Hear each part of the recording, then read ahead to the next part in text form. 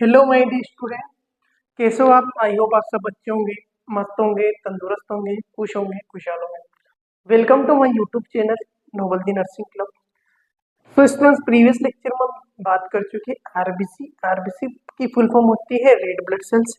Red blood cells जो RBC होती है उसको बनाने का पूरी प्रोसेस को बोलते हैं इरिथ्रोसाइट। आरबीसी के एक और नाम को अपन बोलते हैं इरिथ्रोसाइट, जो यहाँ पे लिखा हुआ है, और इसकी फुल फॉर्म होती है रेड ब्लड सेल्स। अब हम देखते हैं आफ्टर इरिथ्रोपोइसिस, जैसे कि रेड ब्लड सेल बन गई है। अब रेड ब्लड सेल बनने के बाद में उसका होता क्या है, उसके बारे में अपन बात करते हैं। RBC are stored spleen. RBC erythropoiesis मतलब होता है आरबीसी बन जाना। आरबीसी कोई भी चीज बनती है तो क्या होता है, उसका स्टोरेज होता है। और स्टोरेज की अपन बात करते हैं, स्टोरेज का होती है स्प्लीन में। आरबीसी बनने के बाद का स्टोर होती है स्प्लीन में। इसलिए spleen is also known as blood bank of human body. इसीलिए स्प्लीन को अपन blood bank of human body बोलते हैं। इसके बाद अपन बात करते हैं स्प्लीन की कैपेसिटी की। तो कैपेसिटी ऑफ स्प्लीन की अपन बात करते हैं, वो होता है 200 से 300 एम एल, यानी कि 200 टू 300 एम एल, इतनी कैपेसिटी उसकी होती है। तो अपन बात करते हैं स्प्लीन। स्प्लीन हमारा एकमात्र ऐसा ऑर्गन होता है, एक पाउच होता है, यानी कि ब्लड बैंक। ब्लड बैंक में कब अपन जाते हैं, जब हमको ब्लड की जरूरत होती है। इसी प्रकार से ह्यूमन बॉडी के अंदर भी एक्सीडेंट होता है, कट लग जाता है, ट्रॉमा हो जाता है, ब्लीडिंग हो जाती है। उसके बाद में हमारी ह्यूमन बॉडी को किसकी नीड होती है? ब्लड की। अब ब्लड की नीड होती है किसको? बॉडी को। बॉडी को अगर ब्लड की नीड होती है तो बॉडी जाती है किसके पास? स्प्लीन के साथ। स्प्लीन के पास जाने के बाद में स्प्लीन के पास कितना ब्लड इकट्ठा होता है? 200 टू 300 ml। तो स्प्लीन क्या करता है, हमारी बॉडी को जहाँ ब्लड की आवश्यकता होती है, नीड होती है, वहां पे ब्लड पहुंचा देता है। ठीक है। ठीक उसी प्रकार से जैसे हॉस्पिटल पेशेंट एडमिट होता है, सर्जरी चल रही है या फिर सर्जरी होती है, या फिर किसी को एनीमिया हो जाता है, एनीमिया होने के बाद में क्या करता है, डॉक्टर ब्लड एडवाइस करता है 9 ग्राम से, अगर किसी का ब्लड कम हो जाता है 8 ग्राम से और कम हो जाता है, डॉक्टर क्या एडवाइस करता है 1 यूनिट 2 यूनिट ब्लड चढ़ा लो। तो अपन ब्लड चढ़ाने के लिए क्या करते हैं, ब्लड सबसे पहले तो अपन डोनर ढूंढते हैं, डोनर ढूंढने के बाद ब्लड बैंक में ब्लड डोनेट करते हैं, फिर ब्लड बैंक से ब्लड लेके आते हैं और अपने पेशेंट को, अपने रिलेटिव को, या फिर कोई भी जो पेशेंट होता है उसको अपन ब्लड चढ़ाते हैं। तो ये तो कि नॉर्मल प्रोसेस। इसी प्रकार से सेम बॉडी के अंदर भी प्रोसेस होती है, ब्लड बैंक होता है। ब्लड बैंक में क्या होता है? ब्लड स्टोर होता है। तो हमारी ह्यूमन बॉडी के अंदर भी स्प्लीन एकमात्र ऐसा ऑर्गन है जिसको अपन blood bank of human body बोलते हैं। तो ब्लड बैंक में क्या मिलता है? ब्लड मिलता है। तो ब्लड कितना ml मिलता है स्प्लीन के अंदर? 200 टू 300 ml। इसके बाद अपन बात करते हैं, ये तो नॉर्मल एरिथ्रोपोइसिस बनने यानी कि आरबीसी बनने के बाद होता है क्या, इसके स्ट्रक्चर ऑफ आरबीसी। आरबीसी की स्ट्रक्चर की अपन बात करते हैं, क्या होती है? एक तो बाइकॉन्केव होती है और एक डिस्क शेप होती है। बाइकॉन्केव मतलब दो कोने वाली, जो आपको यहाँ दिख रही है इसको अपन बोलते हैं बाइकॉन्केव। डिस्क यानी कि जो बाइक का जो ब्रेक होता है, डिस्क ब्रेक जिसमें आता है, डिस्क कैसी रहती है? एकदम गोल गोल जैसी। इसी प्रकार से जो दूसरी शेप होती है आरबीसी की, वो कैसी होती है? डिस्क शेप होती है। इसका और कॉन्सेप्ट मैं आपके क्लियर करता हूँ, यानी कि बहुत से लोग ऐसे होते हैं जिनके अंदर बाइकॉन्केव शेप की आरबीसी पाई जाती है, बहुत से लोग ऐसे होते हैं जिनके अंदर डिस्क शेप की आरबीसी पाई जाती है। ठीक है, दो तरह की आरबीसी पाई जाती है। अपने को कैसे पता चला कि दो तरह की आरबीसी है? तो क्या किया, साइंटिस्ट ने माइक्रोस्कोपिक स्टडी करी और आरबीसी को देखा, तो उनको दो तरह की दिखी। एक तो दिखती है बाइकॉन्केव, जिसके दो तरह के कोने निकले हुए रहते हैं। एक होती है डिस्क शेप, बाइक का जैसे राउंड वाला जो डिस्क ब्रेक होता है, आगे की तरफ जो प्लेट लगी हुई रहती है, वैसी आरबीसी उनको कहाँ दिखी? माइक्रोस्कोप में दिखी। तो दो आरबीसी। अब जैसे 50%, जैसे कि मान लो 100 लोग लिए, 100 लोग के सैंपल कलेक्ट करने के बाद कुछ लोग ऐसे थे जिनमें बाइकॉन्केव शेप की आरबीसी दिखी, और कुछ लोग ऐसे थे जिनमें डिस्क शेप की आरबीसी दिखी। बट उसके बाद साइज ऑफ आरबीसी की अपन बात करते हैं, तो दोनों लोगों के अंदर जो साइज थी आरबीसी की, वो कितनी मिली? 7.2 माइक्रोन। इधर की चाहे बाइकॉन्केव शेप की आरबीसी हो या चाहे डिस्क शेप की आरबीसी हो, दोनों की साइज तो क्या रहने वाली है? सेम रहने वाली। और कितनी रहने वाली है? 7.2 माइक्रोन। इसके बाद आगे की तरफ अपन मूव करते हैं, डिपेंड अपॉन दी साइज, यानी कि आरबीसी को ही साइज के आधार पर अपन तीन भागों में तोड़ेंगे। क्या करेंगे? आरबीसी को क्लासिफाइड किया, क्लासिफाइड करना मतलब डिवाइड करना। कितने भागों में डिवाइड करेंगे? तीन भागों में। एक तो होता है नॉर्मोसाइटिक, मैक्रोसाइटिक और माइक्रोसाइटिक। कितने भागों में डिवाइड किया? तीन। नॉर्मोसाइटिक मतलब होता है नॉर्मल शेप। इसकी अपन बात करते हैं। नॉर्मो मतलब होता है नॉर्मल साइज ऑफ आरबीसी, यानी कि जो नॉर्मल साइज की आरबीसी की होती है उसको अपन बोलते हैं नॉर्मोसाइटिक। मैक्रो, मैक्रो मीन्स होता है बड़ा हो जाना, यानी कि आरबीसी साइज का बढ़ जाना। नॉर्मल कितनी है 7.2 माइक्रोन, यानी कि अब आरबीसी होगी अपनी 8.2 माइक्रोन, 10 माइक्रोन। जो नॉर्मल आरबीसी की साइज थी 7.2 माइक्रोन, मैक्रोसाइटिक होता है 7.2 माइक्रोन से आरबीसी की साइज का इंक्रीज हो जाना, उसको बोलते हैं मैक्रोसाइटिक। यानी कि अपन क्या लिखते हैं, increase increase size of RBC, यानी कि जो साइज थी 7.2 माइक्रोन की, उसका बढ़ जाने क्या कहलाता है, मैक्रोसाइटिक। अब अपन बात करते हैं माइक्रोसाइटिक। माइक्रोसाइटिक की अपन बात करते हैं, जैसे आरबीसी इतनी बड़ी थी और क्या हो गई, श्रिंक हो गई, यानी कि छोटी हो गई। छोटी होने क्या कहलाता है, माइक्रोसाइटिक कहलाता है। उसी को अपन क्या बोलते हैं, माइक्रोसाइटिक।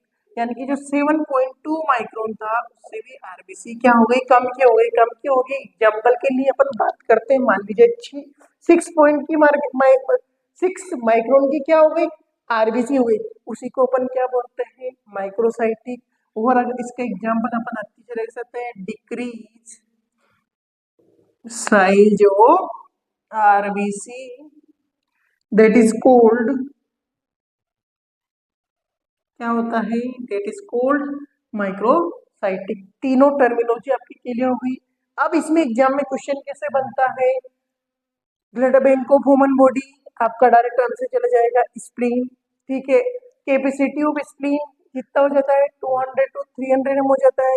स्ट्रक्चर से क्वेश्चन आता है, स्ट्रक्चर ऑफ आरबीसी कैसा होता है, दो क्वेश्चन में लिखा होगा, बाइकॉनकेव डिस्क, ठीक है, और बाकी अदर ऑप्शन दे देगा, ठीक है।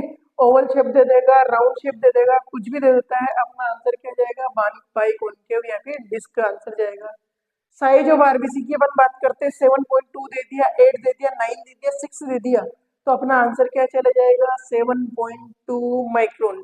चाहे आरबीसी कोई के शेप की हो, चाहे बाइकॉन के शेप की हो, चाहे डिस्क के शेप की हो, साइज तो वही रहने वाली। एक क्वेश्चन इस तरीके से बने, depend upon shape size of RBC पे क्वेश्चन बन सकता है। जैसे नॉर्मोसाइटिक और आरबीसी मतलब क्या होता है, यानी कि normal size of RBC, terminology आपको देखे रहेगा, नॉर्मोसाइटिक, माइक्रोसाइटिक, माइक्रोसाइकिट और अननोन, यानी कि नॉन ऑफ देम, ऐसे करके आपको क्वेश्चन देगा, अपना आंसर क्या चलेगा, नॉर्मोसाइटिक। इसी प्रकार से बनता है आरबीसी साइड का इंक्रीज होना क्या कहलाता है, अपना आपका आंसर जाएगा मैक्रोसाइटिक। मैक्रो मतलब बड़ा हो जाना। फिर उसके बाद में एक और क्वेश्चन आपके बनता है, आरबीसी की साइज का डिक्रीज होने का क्या कहलाता है, उसको अपन बोलते हैं माइक्रोसाइटिक। हर लाइन अपन पूरी बोर्ड जो लिखा है उसमें हर लाइन में आपका क्वेश्चन है। फुल फॉर्म ऑफ आरबीसी पूछ सकता है, red blood cells. Red blood sales को अपन और किस नाम से जानते हैं, इरिथ्रोसाइट के नाम से जानते हैं, ठीक है। आरबीसी को कौन बनाता है, बोन मेरो बनाती है। इस तरीके से भी क्वेश्चन आ सकता है, ठीक है। जो हमने साइज ऑफ आरबीसी देख लिया है, अब हम देखेंगे कलर ऑफ आरबीसी। आरबीसी का कलर क्या होता है, कलर के आधार पर आरबीसी को अपन कितने भागों में डिवाइड कर सकते हैं। कलर ऑफ आरबीसी की अपन बात करते हैं तो एकदम ब्राइट रेड कलर होता है, लाल कलर होता है जो एकदम चमकीला होता है। बेसिक कलर किसका होता है, अपनी आरबीसी का, यानी कि रेड ब्लड सेल्स का।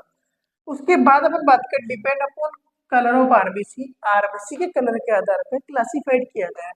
तीन टाइप का होता है, एक तो होता है नॉर्मोक्रोमिक, हाइपरक्रोमिक और एक होता है हाइपोक्रोमिक। नॉर्मोक्रोमिक मतलब normal colour bright red colour की रहेगी, ये नॉर्मल कलर। इसके ऊपर की तरफ जाएगा, यानी कि इधर गया तो उसको बोलते हैं हाइपरक्रोमिक, यानी कि कलर का बढ़ गया, ये नॉर्मल क्वेश्चन में गया। इससे अगर नीचे की तरफ जाता है तो उसको बोलते हैं हाइपोक्रोमिक, कलर का कम हो जाना हाइपोक्रोमिक कहलाता है, कलर का बढ़ जाना हाइपरक्रोमिक कहलाता है, और नॉर्मल कलर रहना क्या कहलाता है, नॉर्मोक्रोमिक कहलाता है। इसके बाद अपन अब बात करते हैं ऑर्गेनल्स की। जैसे सेल के अंदर ऑर्गेनल्स पाए जाते हैं, नॉर्मल सेल होती है उसके अंदर सारी चीजें होती है, सेल मेम्ब्रेन होती है, साइटोसोल होता है, साइटोप्लाज्म होता है, माइटोकॉन्ड्रिया होता है, न्यूक्लियस होता है, गोल्जी अपरेटस होता है, राइबोसोम होता है। इसी प्रकार से आरबीसी के अंदर कौन नहीं होता है, तो इसके अंदर क्या होता है, आरबीसी डज नॉट कंटेन, इसके अंदर न्यूक्लियस नहीं होता है, और एक और ऑर्गेनल से माइटोकॉन्ड्रिया वो भी नहीं होता है। न्यूक्लियस नहीं होता है तो जीन नहीं होते हैं। डीएनए न्यूक्लियस के अंदर क्या होता है, डीएनए आरएनए होता है। तो न्यूक्लियस आरबीसी के अंदर नहीं होता है तो उसके अंदर भी डीएनए नहीं होगा। उसके बाद अपन बात करते हैं माइटोकॉन्ड्रिया। माइटोकॉन्ड्रिया ग्लूकोज की ऑक्सीजन की प्रेजेंस में ग्लूकोज को तोड़कर एटीपी रिलीज करता है तो एरोबिक रेस्पिरेशन होता है। बट आरबीसी के अंदर क्या है, माइटोकॉन्ड्रिया नहीं है। अब माइटोकॉन्ड्रिया नहीं होगा तो एन एरोबिक रेस्पिरेशन अकर होगा, यानी कि अनारोबिक रेस्पिरेशन होता है। ठीक है, उसके बाद अपन बात करते हैं इसका काम क्या होता है, पर्टिकुलर इसका फंक्शन क्या होता है, उसके अपन बात करते हैं work and functions of RBC. RBC का वर्क क्या होता है, फंक्शन क्या होता है। आरबीसी क्या करती है, transportation of blood gases. RBC क्या करती है, हमारी जो ब्लड गैसेस होती है ऑक्सीजन, ठीक है, CO2 कार्बन डाइऑक्साइड, उसको क्या करती है, ट्रांसपोर्ट करती है। जैसे कि क्या करती है, टिश्यू लेवल पे जाती है, एल्विलाइन लेवल पे ब्लड लेके जाता है, ऑक्सीजन को CO2 ऑक्सी कार्बन डाइऑक्साइड को लंग्स के थ्रू बाहर निकाल देता है, ऑक्सीजन को वहां पे मिला देता है, ऑक्सीजन जो ब्लड के अंदर लेता है। तो ये काम कैसे होता है, क्योंकि आरबीसी के कारण क्या होता है, ट्रांसपोर्टेशन ऑफ ब्लड गैसेस का। हमारी बॉडी को, जैसे ब्रेन को ऑक्सीजन की नीड रहती है तो वहां तक ऑक्सीजन कैसे पहुंचती है, आरबीसी के द्वारा, यानी कि ब्लड के द्वारा पहुंचती है। ठीक है, उसको अपन बात हैं ऑक्सीजन और CO2, फिर वहां से CO2 रिलीज होती है तो ब्लड उसको लेकर लंग्स में जाएगा और बाहर की तरफ निकालने का फंक्शन किसका हो जाएगा, आरबीसी का हो जाएगा। Also act buffer. बफर यानी कि एसिड बेस बैलेंस होता है। नॉर्मल ब्लड की पीएच की अपन अगर बात कर रहे हैं, नॉर्मल ब्लड पीएच की अपन बात करते हैं, नॉर्मल पीएचओ ब्लड, तो नॉर्मल पीएचओ ब्लड की अपन बात करते हैं वो होती है 7.35 टू 7.45। ठीक है, ये नॉर्मल पीएच अपनी ब्लड की हो जाती है, यानी कि ये तो होती है एसिडिक, ये होती है बेसिक। तो ये होता है buffer system. Normal acid base imbalance को मेंटेन करने का काम कौन करता है, हमारी आरबीसी करती है। उसके बाद अपन बात करते हैं 7.35, अगर पीएच अगर कम हो जाती है उसको बोलते हैं एसिडिक, और 7.45 से अगर इधर की तरफ अगर जाती है ब्लड पीएच, उधर की तरफ अगर जाएगी तो क्या हो जाएगी, बढ़ जाती है एसिडिक, यानी कि बेसिक पीएच हमारी हो जाती है।